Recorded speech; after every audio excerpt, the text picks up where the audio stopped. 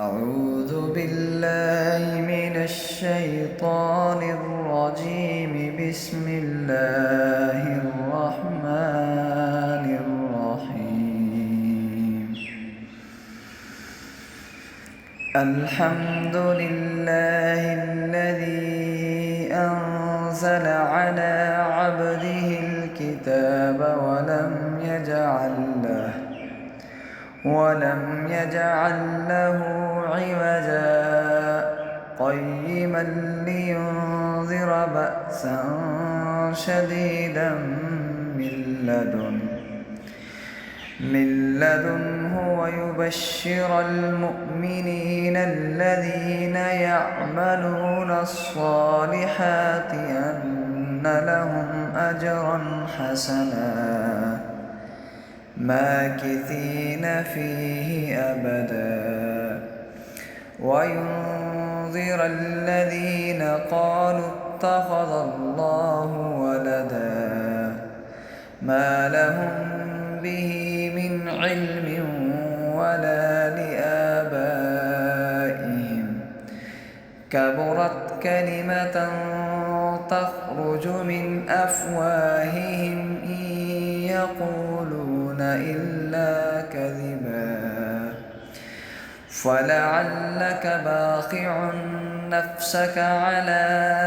آثارهم إن لم يؤمنوا بهذا الحديث أسفا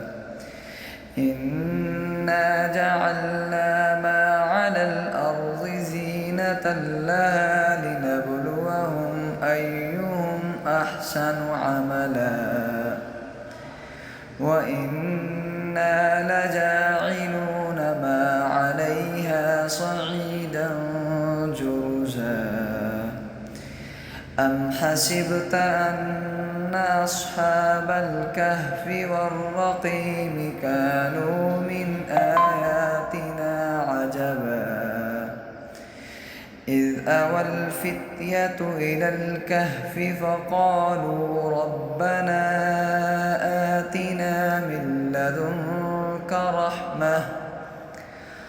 آتنا من لدنك رحمة وهيئ لنا من أمرنا رشدا فضربنا على آذانهم في الكهف سنين عددا ثم بعثناهم لنعلم أي الحزبين أحصى لما لبثوا أمدا نحن نقص عليك نبأهم بالحق إنهم فتية آمنوا بربهم وزدناهم هدى وربطنا على قلوبهم إذ قاموا فقالوا ربنا رب السماوات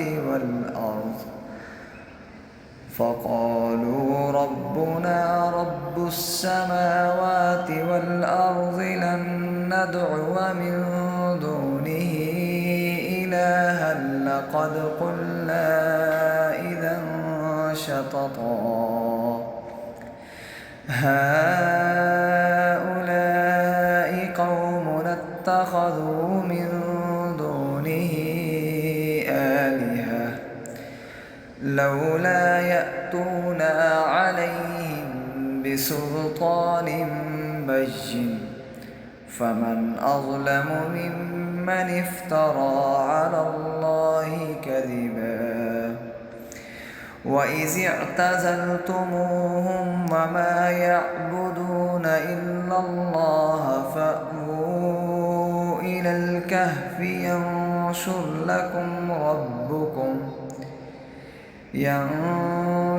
لكم ربكم من رحمته ويهيئ لكم من أمركم مرفقا وترى الشمس إذا طلعت تزاور عن كهفهم ذات اليمين وإذا غربت تقرضهم وإذا غربت تقرضهم ذات الشمال وهم في فجوة منه ذلك من آيات الله من يهد الله فهو المهتد ومن